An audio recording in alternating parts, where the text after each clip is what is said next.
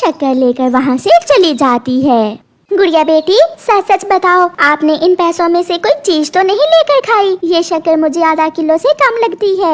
नहीं मम्मा, सच में मैंने तो कुछ भी नहीं लिया, मैंने तो सारे पैसों की शक्कर ली है। मुझे ऐसे ही लगा होगा, महंगाई बहुत हो गई है ना, इसलिए। कवे बेटा, ये चावल मैं कल ले गई थी तुम्हारी दुकान से, इसमें कंकरियां हैं, रखो अपने चावल, मैं नहीं लूंगी ऐसे चावल। बूढ़ी माँ जी, चलती बनो यहाँ से। क्या सबूत है कि तुम ये चावल मेरी दुकान से ही लेकर गई थी? इस उम्र में झूठ ना बोलो। बेटा, मुझे क्या जरूरत है झूठ बोलने की, आप खुद देख लो, इसमें चावल कम और कंकरियां ज्यादा हैं। जाओ जाओ माँ जी, मुझे तंग न करो, ये चावल मेरी दुकान के नहीं हैं। बूढ़ी फाख्ता रोती हुई वहाँ से चली जाती है। बेड़ा गर्क हो इस कौवे का, जो माल में मिलावट करता है, इसे जरूर सजा मिलेगी। चाचा कबूतर कौवे के पास आता है। कालू जी, बड़े खुश नजर आ रहे हो, लगता है धंधा ठीक चल रहा है। हाँ चाचा कबूतर, बहुत मेहनत करता हूँ मैं, मुझे 1 किलो घी दे दो। और सुनाओ चाचा कबूतर, तुम्हारी पत्नी कैसी है? सब ठीक है, तुम मुझे जल्दी से घी दो, मुझे देर हो रही है। वो तुम्हारे पीछे जो बेरी का पेड़ है, वो तुम्हारी माँ के हाथों का लगाया हुआ है। अच्छा, मुझे तो नहीं पता था। वो सामने वाला? कबूतर जब अपना मुंह पीछे करता है तो कौवा अपना काम दिखा देता है और कम घी तोलकर कबूतर को दे देता है। कबूतर भी घी लेकर वहाँ से चला जाता है। रास्ते में जाते हुए कबूतर को शक पड़ता है, जैसे उसका घी पूरा 1 किलो नहीं है। लगता है कौवे ने मुझे चूना लगा दिया है। मैं अभी जाकर लूमड़ की दुकान से जाकर घी का वजन करता हूँ। चाचा कबूतर ऐसा सोचते हुए दूसरे जंगल जाता है और लूमड़ की दुकान पर जाकर अपने घी का वजन करता है। घी तो पूरा आधा किलो कम था। तो ऐसा है, वो कौवे का बच्चा हम सब पक्षियों को उल्लू बना रहा है और हमें तोल कम दे रहा है। मुझे उसे पकड़ना होगा। दूसरे दिन चाचा कबूतर चिड़िया और मिट्ठू तोते से बात करता है। मैंने कल खुद दूसरे जंगल जाकर घी का वजन किया है, घी पूरा आधा किलो कम था। कबूतर चाचा, शक तो मुझे भी था, मगर अब मुझे विश्वास हो गया है, वो कौवा हमें चूना लगा रहा है। तो फिर आप सब चले मेरे साथ, आपके सामने मैं पकड़ूंगा उसे। वो सब वहाँ से उड़ते हैं और कालू कौवे की दुकान की तरफ जाते हैं।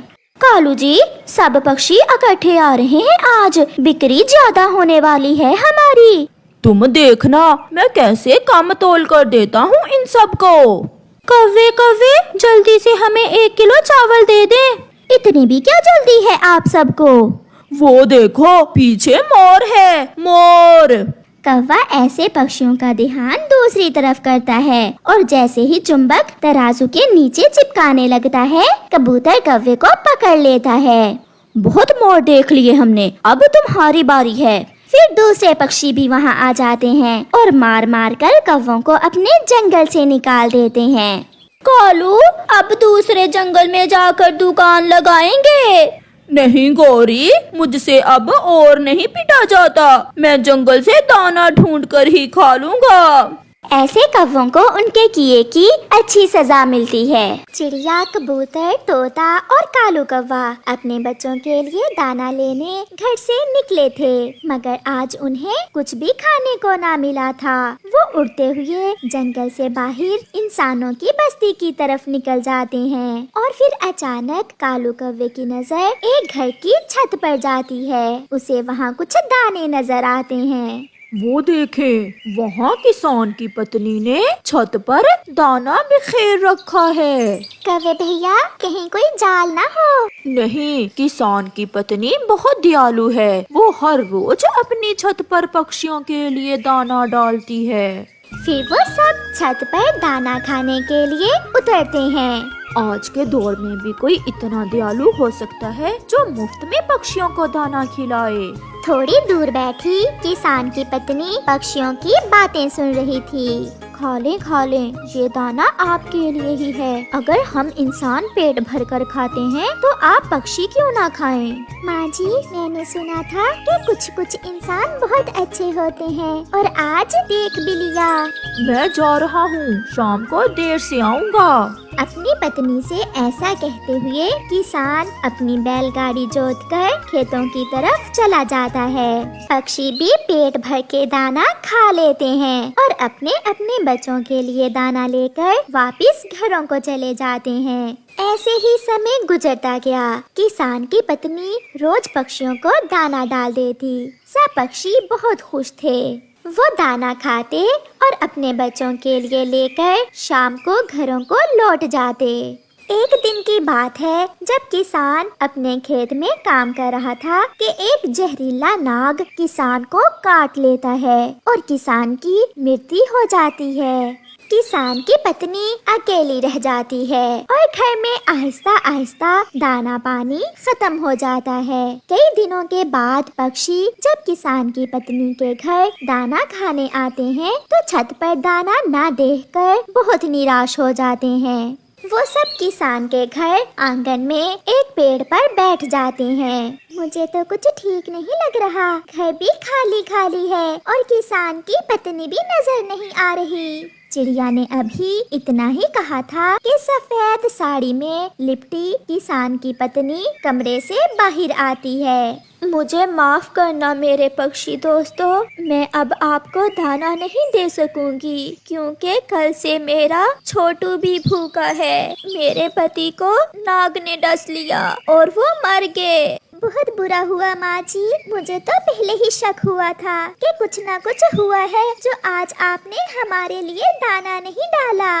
घर में वही कमाने वाले थे, मेरे छोटू के लिए दूध भी नहीं है। ऐसा कहते हुए किसान की पत्नी रोने लग जाती है। चिड़िया, किसान की पत्नी ने हमेशा हमारा साथ दिया है और आज इस मुश्किल की घड़ी में इन्हें अकेला नहीं छोड़ सकते। कुछ करना होगा, हमें कुछ करना होगा।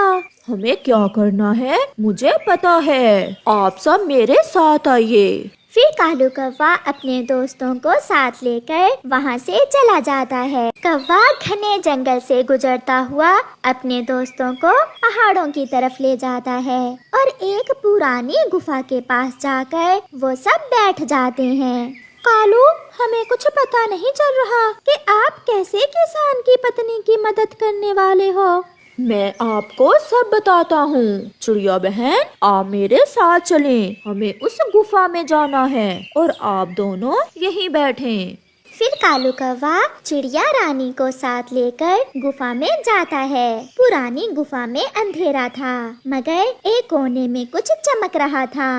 चिड़िया, वो हीरा है। मैं जब पिछली बार इस गुफा में रुका था तो तब मैंने ये देखा था। तो इसका मतलब हम ये हीरा किसान की पत्नी को देंगे। हाँ, ये बहुत कीमती होता है। इंसान तो इसे ढूंढने के लिए पहाड़ों को खोदते हैं।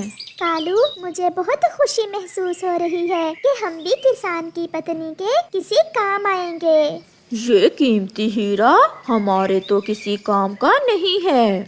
फिर कालू कौवा और चिड़िया कीमती हीरा उठाते हैं और गुफा से बाहर निकलते हैं।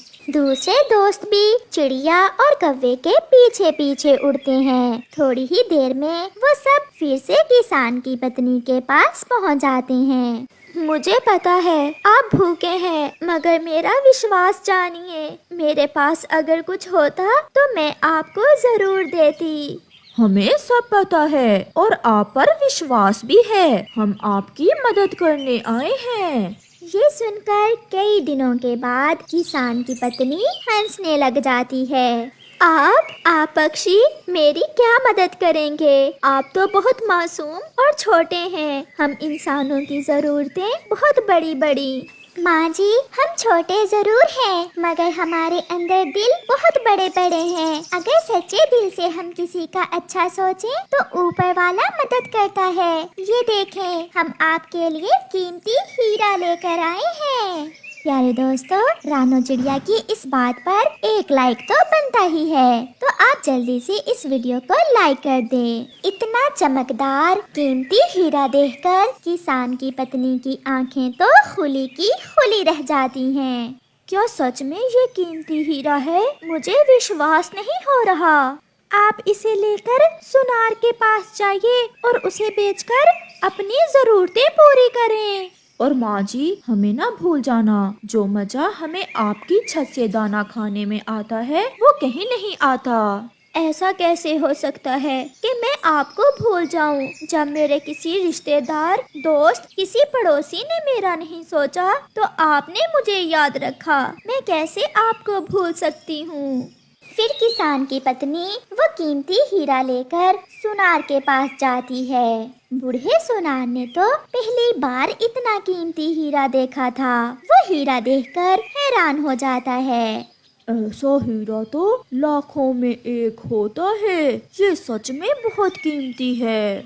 फिर वो सुनार किसान की पत्नी को ढेर सारे पैसे दे देता है और किसान की पत्नी खुशी खुशी अपने घर लौट जाती है। घर जाकर वो अपने बच्चे को दूध पिलाती है और घर के चूल्हे में आग जलाती है।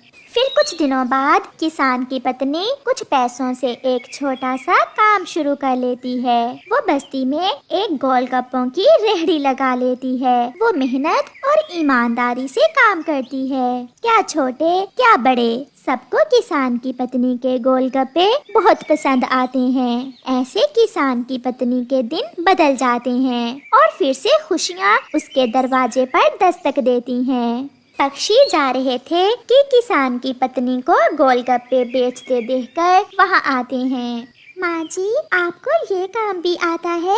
हाँ, मैंने ये सब अपनी माँ से सीखा था और आज ये काम मेरे काम आ गया। ये सब आपकी वजह से ही मुमकिन हुआ। और हमारा दाना मिलेगा ना हमें? क्यों नहीं, आज तो मैंने आपके लिए मीठे फल रखे हुए हैं। फिर किसान की पत्नी पक्षियों को मीठे फल देती है और वो सब खुशी खुशी अपने जंगल चले जाते हैं। प्यारे दोस्तों, हमेशा दूसरों की मदद करो, क्योंकि एक दूसरे की मदद करने से दुख बट जाते हैं। आपका धन्यवाद।